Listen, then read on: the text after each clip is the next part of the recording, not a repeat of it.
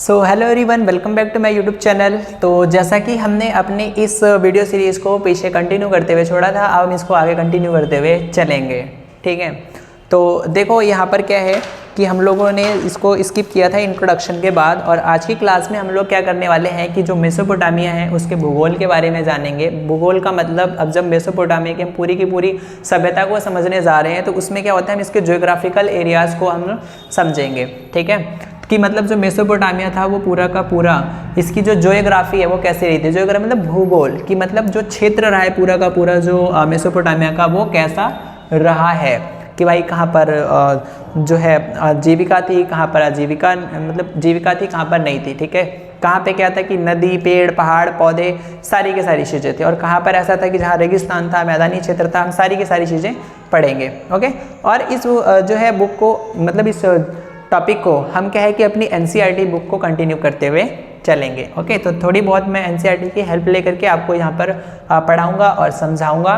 तो वीडियो मेरी हो सकता है कि आपके लिए थोड़ी सी लॉन्ग हो जाए, और हो सकता है कि कुछ बच्चे ऐसे हों जिनको ऐसा लगे कि सर आप तो बड़े धीरे धीरे पढ़ा रहे हैं, अब ये मतलब थोड़ा बोरिंग टाइप का लग रहा है। तो बेटा कोई बात नहीं, अगर आपको ऐसा लगता है तो आप दूसरी वीडियोज़ को भी देख सकते हैं, ऐसी बात नहीं है। लेकिन यहाँ पर मैं थोड़ा सा पेशेंस के साथ आपको सोच रहा हूँ कि इसको एनसीईआरटी की बुक के अंदर की थोड़ी सी लैंग्वेज बोलते हुए चलूँगा, ताकि आपको क्या है ना कि चीज़ों को हम ऐसे कहानी के थ्रू तो समझ लेंगे, लेकिन क्या होता है कि कई बार हम जब ऐसे सुनते रहते हैं, वर्ड को सुनते रहते हैं, तो वो हमारे माइंड में फीड हो जाती है, ताकि जब हम कभी भी उसको करने बैठे, लिखने बैठे, तो ऐसा उस शब्दों को हमें सोचना ना पड़े कि इसको ऐसे कैसे बोलते हैं। ठीक है, और यही नहीं है कि मतलब बस इसीलिए होता है, और अब हम इसको समझेंगे ही, तो इसके साथ साथ क्या होता है कि थोड़ा बुक की लैंग्वेज में हो सकता है कि जो चीज़ें छूट रही हो उसको भी हम लोग कवर कर लेंगे, है ना। तो मेरे समझाने में भी ज़्यादा दिक्कत नहीं आएगी और आपको समझने में भी दिक्कत नहीं आएगी। तो इसके लिए मैंने यहाँ एनसीईआरटी ले लिया, सिंपल।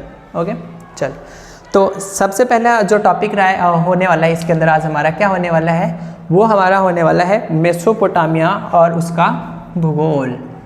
ठीक है, इसको मैं थोड़ा सा इसको यहाँ इरेज कर देता हूँ मैं।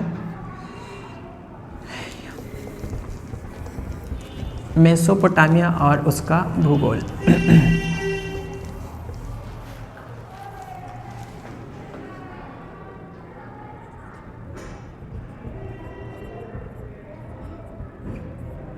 मेसोपोटामिया और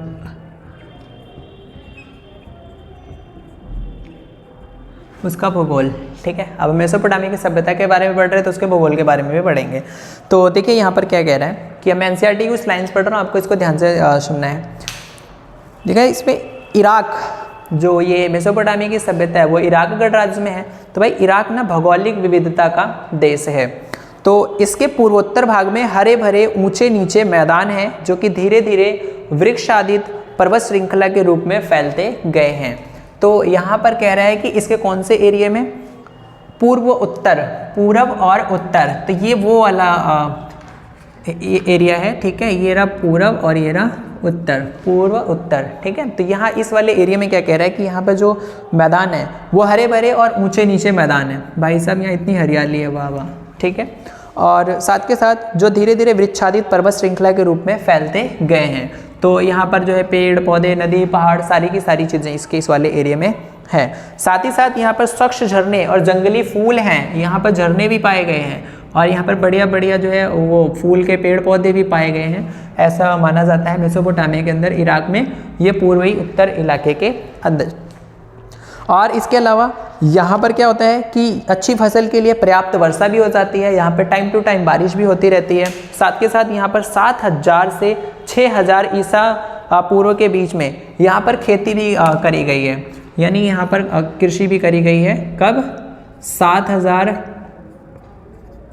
ईसा पूर्व से लेकर के 6000 ईसा पूर्व के बीच में। ठीक है, इस वाले एरिया में।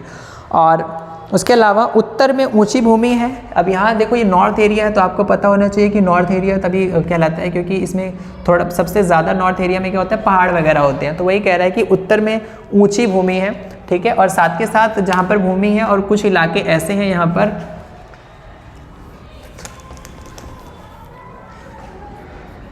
ये रहा पहाड़। ठीक है, और ये रहे झरने। इसके अलावा यहाँ पर बहुत सारे पेड़ हैं, और ये बढ़िया बढ़िया जंगली फूल वाले पौधे वगैरह पाए जाते हैं। और इसके अलावा यहाँ पर ऐसा माना गया है कि यहाँ पर कृषि वगैरह यानी खेती वगैरह भी करी जाती थी। ओके, और यहाँ कुछ ऐसे मतलब क्षेत्र रहे हैं स्टेपी घास के मैदान। स्टेपी किसको बोला जाता है? जो घास के मैदान होते थे वहाँ पे बड़े बड़े दूर दूर तक, ठीक है, उसको स्टेपी बोला गया था। इराक के अंदर वहाँ मेसोपोटामिया की सभ्यता में, ठीक है, यहाँ स्टेपी घास के मैदान है। पशुपालन खेती की तुलना में आजीविका का अच्छा साधन है यहाँ पर। तो यहाँ पर सबसे ज़्यादा खेती से भी ज़्यादा करा जाता था यहाँ पर पशुपालन। लोग यहाँ पशुओं को पालते थे, ठीक है ना।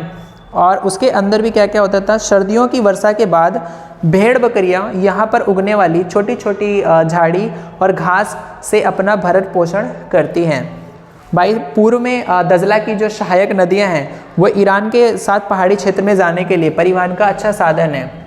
यहाँ मैंने आपको बोला ना दजला नदी है, तो इसकी कुछ सहायक नदियाँ हैं। तो जो सहायक नदियाँ कहाँ जाती हैं? ईरान की ओर जाती हैं। और इसी के माध्यम से ऐसा मतलब माना जाता है कि सहायक नदियाँ ये यहाँ पर ईरान के साथ ये लोग व्यापार भी किया करते थे।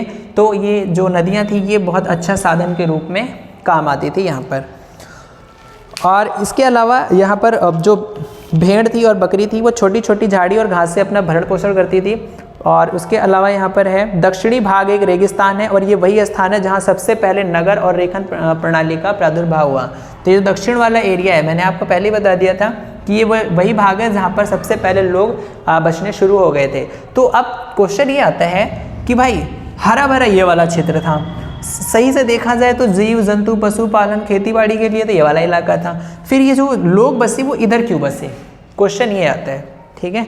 तो भाई इसका आंसर ये हुआ कि भाई इन रेगिस्तानों में शहरों के लिए भरण पोषण का साधन बन सकने की क्षमता थी। क्षमता क्यों थी?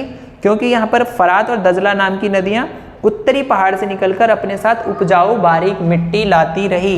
क्योंकि ये जो नदियाँ आ रही थी बच्चा, ये नॉर्थ से आ रही थी, और नॉर्थ से आ रही थी तो यहाँ पे इनके साथ में जो सहायक नदियाँ थी, अब आपको भी पता है जलोढ़ मृदा, तो नदी के साथ में जो मिट्टियाँ थी उपजाऊ मिट्टी, वो पानी के साथ साथ बह करके यहाँ भी आ जाती थी। और इससे क्या हुआ कि यहाँ जब वो मिट्टी आती थी उपजाऊ मिट्टी, तो यहाँ पर खेती करना आसान हो गया था। ओके, तो इसलिए यहाँ पर जो है रेगिस्तान के इधर जीवन संभव हो पाया था। और इसके अलावा जब इन नदियों में बाढ़ आती है और इनके पानी की सिंचाई के लिए खेतों में ले जाया जाता है, तब ये उपजाऊ मिट्टी वहीं पर जमा हो जाती है। और यहाँ पर क्या होता था कि जब ये लोग कृषि करते थे तो मान के चलो जिस खेत के अंदर ये पानी को छोड़ते थे सिंचाई करने के लिए, तो पानी के अंदर वो उपजाऊ मिट्टी भी जाती थी और ये खेत के अंदर ही जाती थी, तो खेत के अंदर ये जा करके जम जाती थी। इससे क्या होता था कि खेत में क्या था कि उर्वरता बढ़ जाती थी, है ना, वहाँ पे उपजाऊ मिट्टी ज़्यादा हो जाती थी और इससे वहाँ पर अच्छी खासी खेती संभव हो गई थी। अब फरात नदी रेगिस्तान में प्रवेश करने के बाद कई धाराओं में बट करके बहने लगती है। तो ये जो फरात नदी थी ये ऐसे ही आती थी, मैंने आपको बोला ये सहायक नदियों में जो है कन्वर्ट हो जाती है, धीरे धीरे नदी नाले ऐसे मतलब नहरों में परिवर्तित हो जाती है, ऐसे होने लगा था। और कभी कभी इन धाराओं में बाढ़ आ जाती है और पुराने ज़माने में ये धाराएं सिंचाई की नहरों का काम देती थी। तो यहाँ पर क्या होता है कि ऐसा माना जाता था मेसोपोटामिया की सभ्यता में जब ये फरात नदी यहाँ से ऐसे आती थी, छोटे छोटे टुकड़ों में डिवाइड होकर के अलग अलग क्षेत्र में जाती थी, तो कभी कभी इतना ज़्यादा ओवरफ्लो हो जाता था, पानी मतलब ज़्यादा हो जाता था, जल प्लावन, तो इसके कारण यहाँ आसपास के क्षेत्रों में बाढ़ भी आ जाती थी। और ये जो धाराएं थी ये सिंचाई की नहरों का काम देती थी। तो यही धाराओं का ये लोग क्या करते थे, बाढ़ की समस्या को सुलझाने के लिए यहाँ के जो लोग थे वो यहाँ पर नहर खींच देते थे और ये बाढ़ जो पानी ज़्यादा हो जाता था वो नहरों के माध्यम से सिंचाई के काम में लगाया जाता था। और इनसे आवश्यकता पड़ने पर गेहूँ और मटर और मसूर के खेतों की सिंचाई करी जाती थी। तो इससे हमें समझ में आता है कि यहाँ पर गेहूँ, मसूर और किसका है, गेहूं हो गया, मसूर हो गया और जौ हो गया, इन सब की यहाँ पर खेती करी जाती थी। ओके, और साथ के साथ यहाँ पर क्या हुआ कि रोम साम्राज्य सहित सभी पुरानी व्यवस्थाओं में दक्षिणी मेसोपोटामिया की खेती सबसे ज़्यादा उपज देने वाली हुआ करती थी। तो ये जो ऐसा माना जाता है कि जो मेसोपोटामिया की जो सभ्यता रही है तो रोम साम्राज्य से भी ज़्यादा की यहाँ की मतलब उपजाऊपन रहा है यहाँ पर। ओके, हालांकि यहाँ फसल उपजाने के लिए आवश्यक वर्षा की कुछ कमी रहती थी। अब मैंने आपको बताया कि इस वाले एरिया में सबसे ज़्यादा बारिश होती थी और इस वाले एरिया में थोड़ी कम बारिश होती थी। ओके, तो खेती के अलावा भेड़ बकरियाँ, स्टेपी घास के मैदान, अब यहाँ पर क्या होती थी, इस वाले एरिया में होते थे भेड़ होती थी, ठीक है, बकरियां होती थी यहाँ पर, स्टेपी घास के मैदान, और पूर्व उत्तर मैदान और पहाड़ों के ढालों पर पाली जाती थी। तो ये जो पहाड़ के ढाल होते हैं ऐसे करके, तो ये सारे के सारे यहाँ पर ऐसे मान के चलो यहाँ पर पाली जाती थी भेड़ बकरी वगैरह। और इसके अलावा ये उपजाऊ स्थान बाढ़ की नदियों से काफ़ी ऊंचाई पर स्थित थे। तो जहाँ बाढ़ आती थी तो ये उपजाऊ स्थान था, तो ये काफ़ी ज़्यादा ऊंचाई पे थे, यानी कि ये उत्तर की साइड थे। ठीक है, अब जिनसे क्या भारी मात्रा में मांस, दूध और ऊन, तो यहाँ पर क्या क्या मिलता था, मांस, दूध, ऊन, ठीक है, ऐसी ऐसी चीज़ें यहाँ पर मिलती थी। और इसके अलावा नदियों में मछलियों की कोई कमी नहीं थी। तो यहाँ पर इसके साथ साथ मछलियाँ भी पाई जाती थी इस वाले एरिया में। ठीक है, उत्तर वाले एरिया में।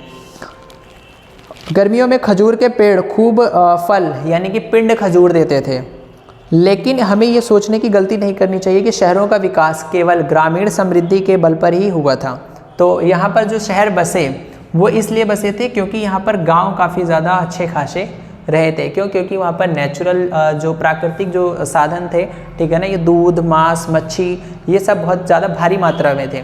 ठीक है, तो ऐसा जो है गांव में ज़्यादा नेचुरल चीज़ें थी, प्राकृतिक चीज़ें थी। तो ये लोग क्या करते थे कि ये लोग अपनी जो ज़रूरत की जो चीज़ें होती थी अपने साथ तो रखते ही थे, साथ के साथ क्या होता था, अब जो चीज़ें इनको चाहिए होती थी वो इनके पास नहीं होता था, है ना। तो मान के चलो जैसे इनको गाड़ी बनानी होती थी ट्रांसपोर्ट के लिए, है ना, तो उसके लिए इनके पास अच्छी लकड़ियाँ नहीं होती थी। तो ये लकड़ियाँ मंगवाने के लिए क्या करते थे, ये ईरान के लोगों को ये दूध, ऊन, ठीक है, मांस, मच्छी, ये सारी चीज़ें देते थे और बदले में इनसे लोहा, लकड़ी, ये सारी चीज़ें लिया करते थे। ठीक है, तो ये इस तरीके से यहाँ पर ये लोग जो है आदान और प्रदान किया करते थे। और इसी ग्रामीण जो है आर्थिक समृद्धि के बल पर ही यहाँ पर शहरों का विकास हुआ था। ओके, तो ये रहा है मेसोपोटामिया और उसका भूगोल।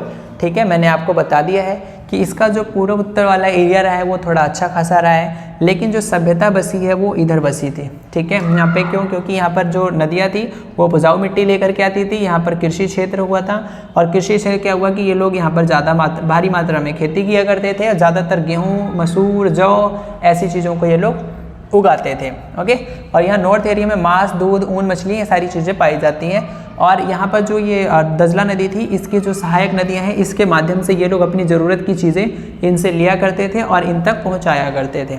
तो इस तरीके से ये सारा का सारा मेसोपोटामिया का भूगोल का इतिहास रहा है। ओके,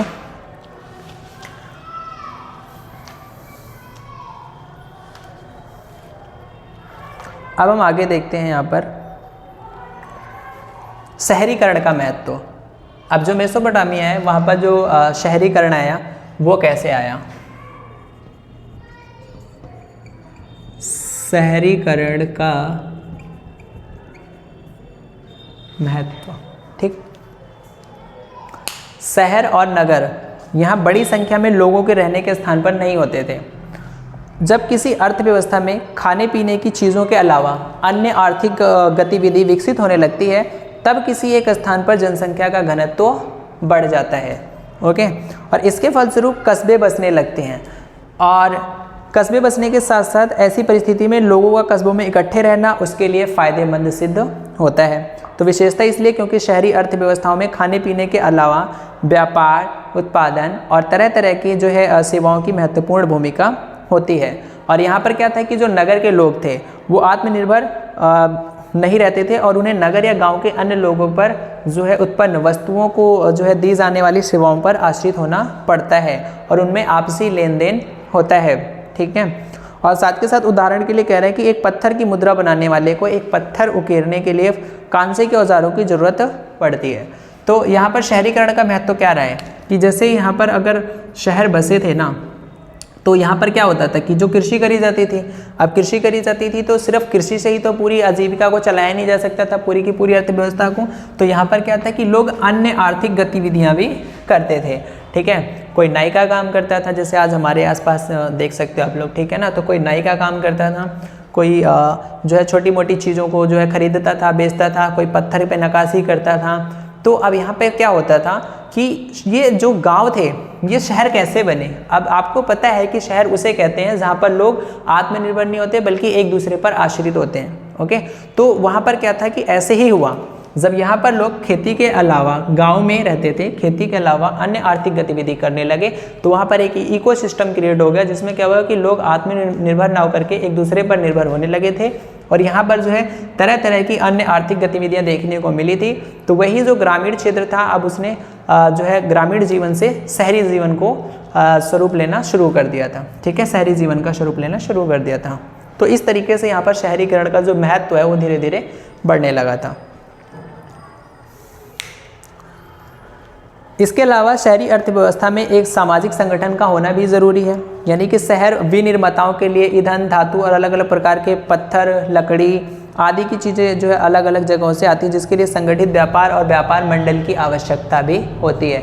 अब आपको पता है कि जो है शहरों के अंदर क्या करा जाता है, जो व्यापार किया जाता है वो किसी न किसी एक संस्था के अंतर्गत उसकी निगरानी में किया जाता है, ठीक है ना, उसके माध्यम से किया जाता है। तो ऐसे ही यहाँ पर भी ये लोग क्या करते थे, एक संगठन के रूप में होकर के जो है व्यापार किया करते थे। ओके,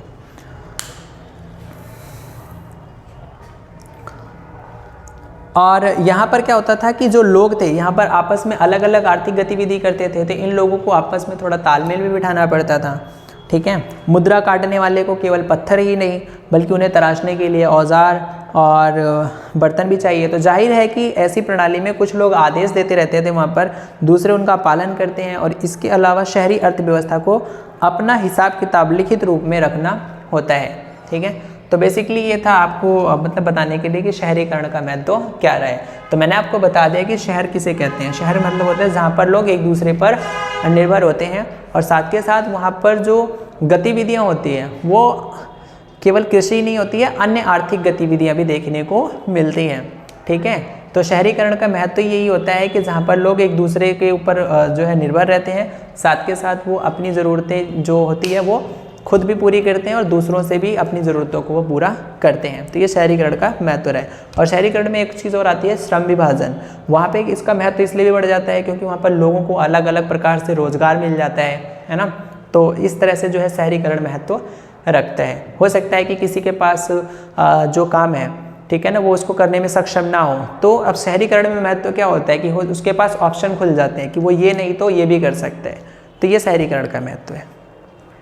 ओके, तो उम्मीद है कि आपको यहाँ पर ये दो टॉपिक समझ में आएंगे, मेसोपोटामिया और उसका भूगोल, और साथ के साथ में शहरीकरण का महत्व। सो मिलते हैं नेक्स्ट वीडियोज़ के साथ, तब तक के लिए थैंक यू।